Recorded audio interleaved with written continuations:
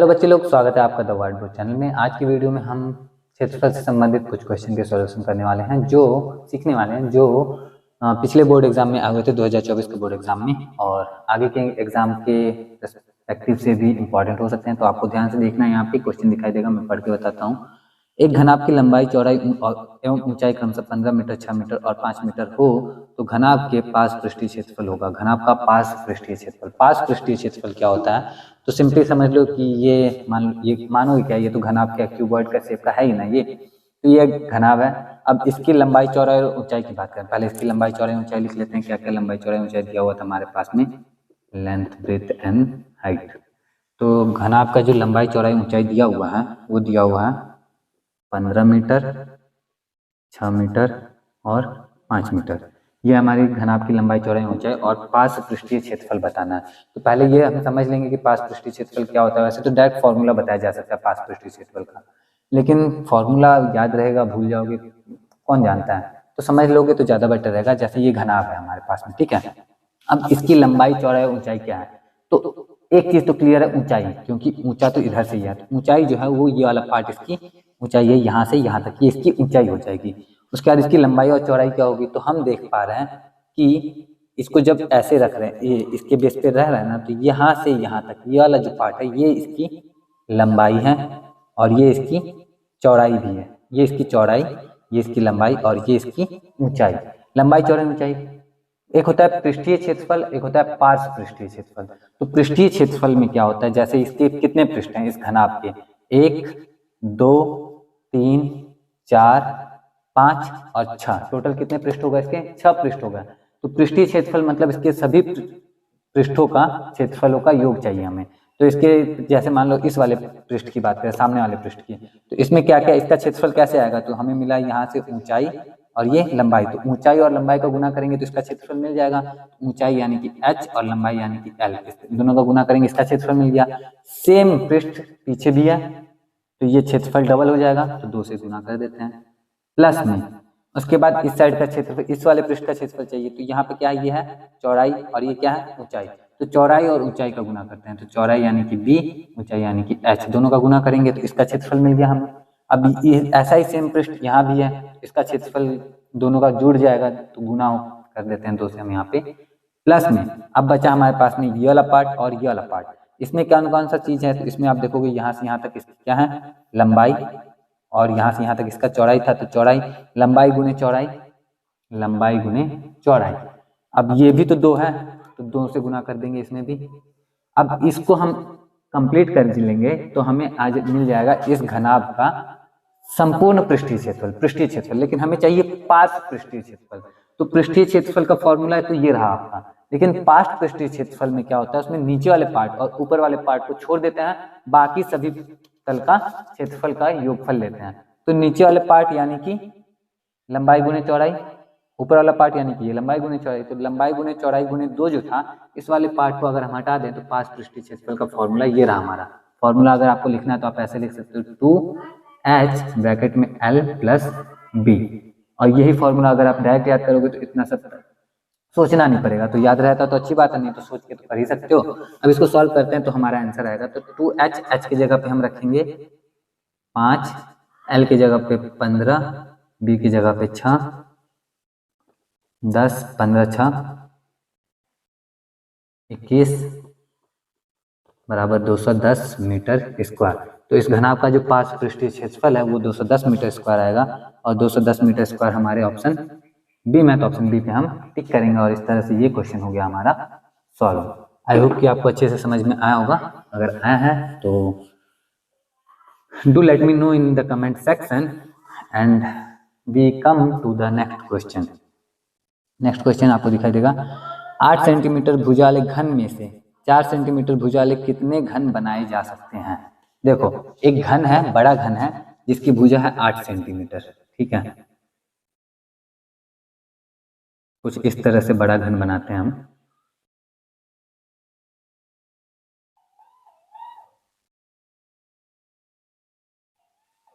कुछ ऐसे बना देंगे तो ज्यादा अच्छा रहेगा। हाँ ठीक है, ये घन है जिसकी भुजा है 8 सेंटीमीटर।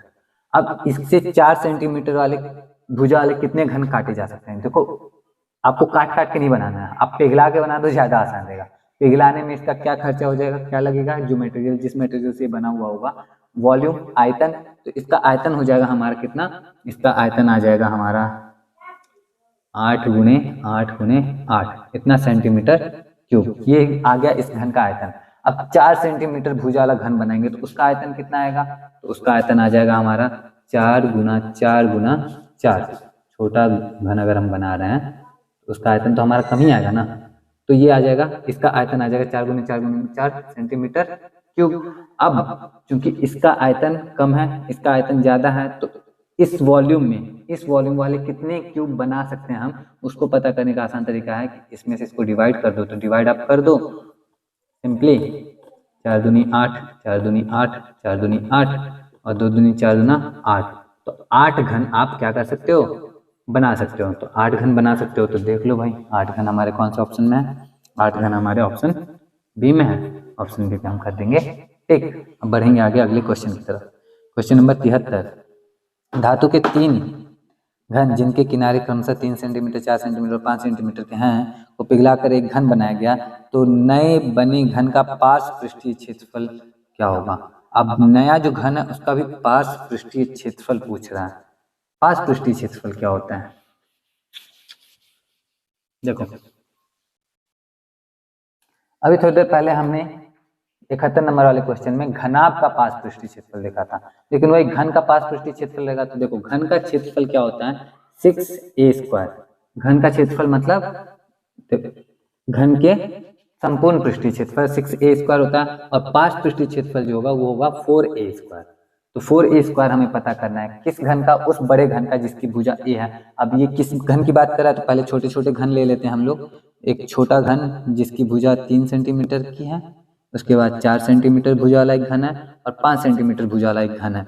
इन तीनों को पिघला के एक बड़ा घन बनाया गया है। तो जब तीनों को पिघला रहे हैं तो इनका आयतन हमें पता होना चाहिए, कितना आयतन होगा, इस घन का आयतन कितना, इस घन का आयतन कितना, इस घन का आयतन कितना। तो 3 का क्यूब जो होता है वो होता है हमारा 27 सेंटीमीटर क्यूब। इसका आयतन 4 का हो जाता है 64 सेंटीमीटर क्यूब, और 5 का हो जाता है 125 सेंटीमीटर क्यूब। ये आ गए हमारे पास तीनों घन के आयतन। इन सबको जोड़ देंगे तो हमें बड़े घन का आयतन मिल जाएगा। तो जोड़ दो भाई एक बार, तो 5 4 9 7 12, 2 6 8, 2 10, 1 11, 212। अब ये जो 212 है वो किसका होता है घन, तो ये जो 212 है वो घन होता है हमारा 8 का। 8 का जो क्यूब होता है वो 212 ही होता है ना, 8 चौक 32 और 8 छक 212 नहीं होता है क्या,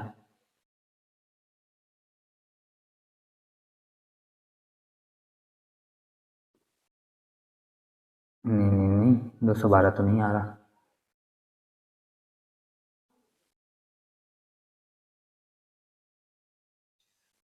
आठ नहीं आएगा भाई, 8 का घन नहीं होता 212। किसका होता है पता करते हैं पहले तो। 212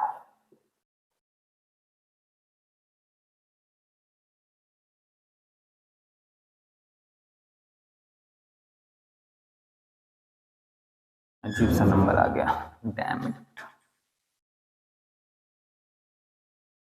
चलो 212 ही रखते हैं, ठीक है। एक बार फिर से जोड़ लेते हैं, 7 4 11 5 16, 5 4 9 9 7 16 16, 2 8 2 10, 216 आया। 216 तो मालूम है भाई किसका होता है, पक्का पक्का। 216 जो होता है, देखो यहाँ पे कैलकुलेट करने में गलती हो गया था इस वजह से ऐसा हुआ। तो 216 जो घन होता है वो होता है 6 का, ठीक है। 6 का घन 216, इसका मतलब कि वह घन जिसका आयतन 216 सेंटीमीटर क्यूब है, उसका जो एक भुजा की लंबाई होगी वो हो जाएगी 6 सेंटीमीटर। तो जब 6 सेंटीमीटर की भुजा की लंबाई है तो इसका पार्श्व पृष्ठीय क्षेत्रफल हमसे पूछा गया। पार्श्व पृष्ठीय क्षेत्रफल 4a², यानी कि 4 × 6 का स्क्वायर, 36 × 4, 144 सेंटीमीटर स्क्वायर।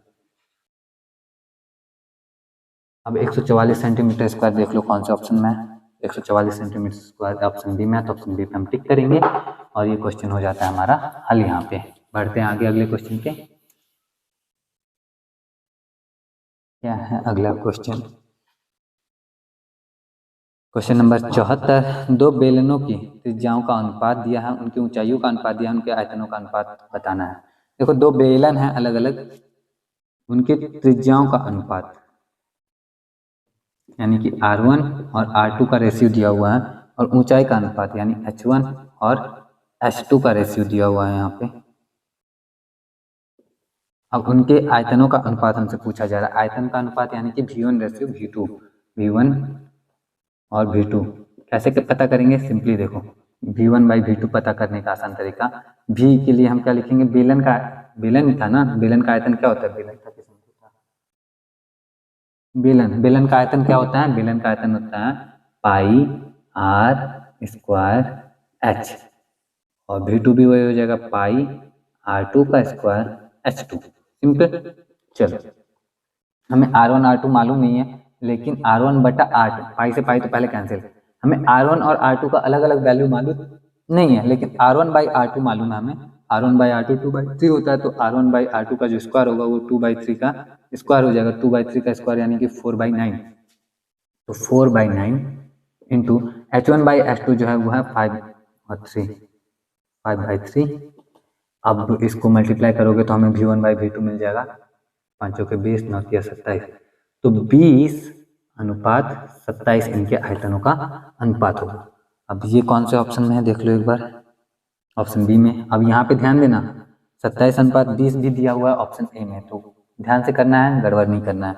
जो पहले दिया हुआ है 2 और 5 पहले दिया हुआ था, तो 2 और 5 वाला पहले ऊपर रहेगा, और जो बाद में दिया था वो नीचे की तरफ रहेगा। ठीक है, चलो बढ़ते हैं आगे क्वेश्चन नंबर 75 पे। यदि बेलन के वक्र पृष्ठ का क्षेत्रफल इतना दिया है तो इसकी आधार की त्रिज्या इतने तो ऊंचाई होगी। देखो बेलन का वक्र पृष्ठीय क्षेत्रफल दिया हुआ है। वक्र पृष्ठ क्या होता है पता है आपको? वक्र पृष्ठ, संपूर्ण पृष्ठ, पार्श्व पृष्ठ। यदि बेलन का वक्र पृष्ठ का क्षेत्रफल दिया हुआ है, वक्र पृष्ठ देखो जैसे समझो ये पेन है ना, ये मार्कर है, ये बेलन के शेप का, सिलेंडर शेप का है। अब इसमें पृष्ठ है, कितने पृष्ठ हैं? तो एक पृष्ठ ये वाला पृष्ठ, दूसरा पृष्ठ ये, और तीसरा पृष्ठ ये। तो जो पृष्ठ, जिस पृष्ठ में ढाल होता है, लुढ़कता है जो, उस पृष्ठ को हम वक्र पृष्ठ कहते हैं। अब इस वक्र पृष्ठ का जो क्षेत्रफल होगा, बेलन है, बेलन का वक्र पृष्ठ क्षेत्रफल क्या होता है? तो हम देखो इसका वक्र वाला भाग किनारे से कितना लंबा है वो पता चल जाए, तो किनारे की लंबाई यानी कि किनारे से देखो तो किनारे से तो वृत्ताकार है, किनारे की जो लंबाई हो जाती है वो वृत्त की परिधि के बराबर होती है। तो बेलन का जो वक्र पृष्ठ होता है वो होता है पहले तो 2πr, इसकी परिधि में गुना हो जाता है उसकी ऊंचाई का, तो 2πr/h। तो यह है बेलन का वक्र पृष्ठ क्षेत्रफल 2πr/h, जो कि दिया हुआ है हमारा कितना? 1760 सेंटीमीटर स्क्वायर। और इसका जो रेडियस है, इसके आधार की त्रिज्या 14 सेंटीमीटर है, और आर का जो वैल्यू है वो 14 सेंटीमीटर है। तो इसकी ऊंचाई बताओ यानी कि h बताओ। बहुत आसान है भाई, 2 मिनट में पता चलेगा। सबसे पहले तो 2 से इसको काट दो, आधा हो जाएगा सीधे, 2 8 16, 2 8 16 0। ठीक है, अब h का वैल्यू 14 है, वो भी रख देते हैं। तो पाई का वैल्यू 22/7 गुना 14 गुना h बराबर 880। 7 से 14 काट दो, 2 बार में कट गया, बात खत्म। 2 से इसको काट दो तो 440 हो जाएगा, और 22 दूना 44 होता ही है, तो 20 हो गया, बचा h का वैल्यू क्या? 20 क्या सेंटीमीटर। तो इसकी जो ऊंचाई होगी वो 20 सेंटीमीटर होगी, और 20 सेंटीमीटर हमारे ऑप्शन सी में, तो ऑप्शन सी पे हम टिक करेंगे, और ये क्वेश्चन हो गया हमारा सॉल्व। आई होप कि आपको अच्छे से समझ में आया होगा। आज की वीडियो के लिए इतने रहने देता हूँ। अगर वीडियो अच्छा लगा तो वीडियो को लाइक कर देना, कमेंट करके भी बताना वीडियो आपके लिए हेल्पफुल रही नहीं रही, जो भी आपका ओपिनियन हो। बाकी आज की वीडियो के लिए इतना ही, मैं मिलता हूँ आपसे नेक्स्ट वीडियो में। टिल देन अपना ख्याल रखना, अच्छे से पढ़ाई करते रहना। कोई भी डाउट हो तो आप मुझसे पर्सनली व्हाट्सएप पे पूछ सकते हो। व्हाट्सएप नंबर मेरा है 8294841997।